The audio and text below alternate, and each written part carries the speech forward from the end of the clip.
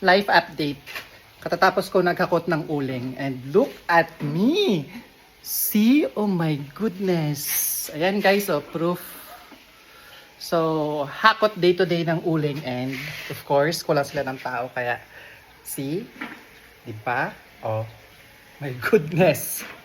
Bawal ang arte-arte. Kung gusto ng pera, di ba? Aanhin mo naman ang pagiging maarte kung wala ka namang kuwana. Charot. Ay, and tapos na kami. So, hahakutin na lang ng truck and maliligo na ako. Sabi ni mama, bawal daw maligo. Baka mapasma ako. Dead ma! Mapasma? Kaysa naman ganito ako ang kate-kate. Oh, yun, nag-inarte, di ba? Pero sa totoo lang, I'm so tired. I'm so tired. Ang hirap kumita ng pera, guys. Ang hirap kumita ng pera. Naka-face mask na ako niyan, ha? Habang nag-ano, ha? Oh, see? Oh, magkap pa yung ano, oh. Yung marka ng face mask, oh. Pero, ang dumi. Ang duming trabaho ng pag-uuling, pero sigurado naman ang kita. Lalo na ngayon, mahal ang gasolina.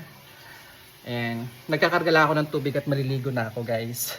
My goodness. Yan, hakot day na naman ng uling, guys. So, andyan na yung truck. Ayan. So, ilang sako na naman ang ating ipapahakot.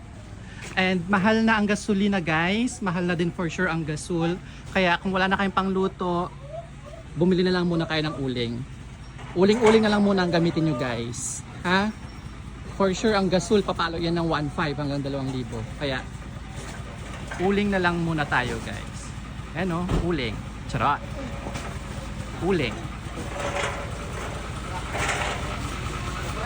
Uy, ang lakas oh. Hi guys! Hi vlog! Hi ka naman sa ano ko be, vlog ko. Ayan, perfect.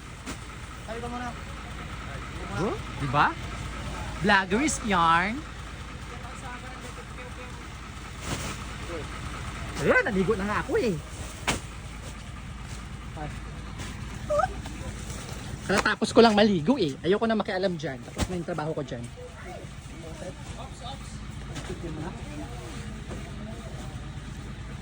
Ops!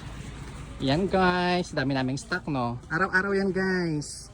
Araw-araw kami bumibili ng uling.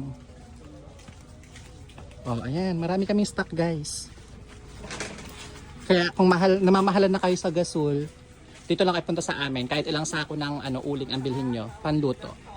Total summer naman, o di ba? Outdoor kitchen muna kayo guys. Summer naman eh, wala pa namang ulan. Kaya instead na gumamit ng gasol, uling na lang muna. Bili na kayo, may tingi-tingi. Yun lang, bye!